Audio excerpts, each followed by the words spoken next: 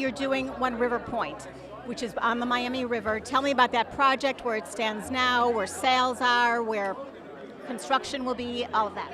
So One River Point is our landmark project with Raphael Vignoli, and we converted to paying commissions, which is the real hallmark of projects reaching puberty. In Miami, it's like people talk about projects, they have a couple of renderings, it's on, it's not, and one of the real bellwethers is having enough reservations that you're converting your contracts and paying commissions to brokers. And now we have the sales center. So the market is challenging, and I'm not revealing anything unknown.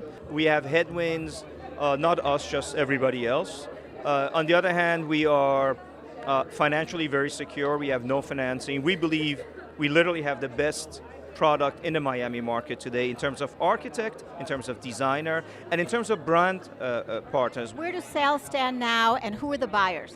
I think we're about to pass out at the 18 or 20% mark. These are sales that we paid commissions. Of course, the majority of our buyers are Latin American, but I can tell you we have buyers from Georgia, not Russia, Georgia, US, Georgia, New York, Canada, Oregon, Russians. We have a couple of French. And we've been speaking to a bunch of Turkish and Chinese buyers those two groups are talking more to us in terms of block buying. I think it's a tragedy for what happened in Turkey with Erdogan.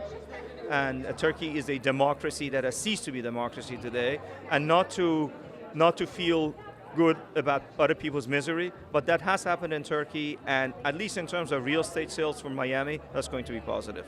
And we see the same situation in France now. Regardless of whether it's Le Pen or the communists getting elected, this is going to be another reason for people to move and look for safe haven. And you were talking about the importance of the river and how, to you wanted to be on water. Tell me about that. I've lived in cities where the rivers were the heart of the cities and they had all declined. Because after World War II industrialization of these cities, the movement to the suburbs, these areas went in decline. And every single city I've mentioned now, Bangkok, Tokyo, Pittsburgh, Chicago, London, these rivers went from places where people did not want to be to places where people want to live, where it's become luxury real estate, where artistic and cultural institutions are, and now people have turned them into promenades.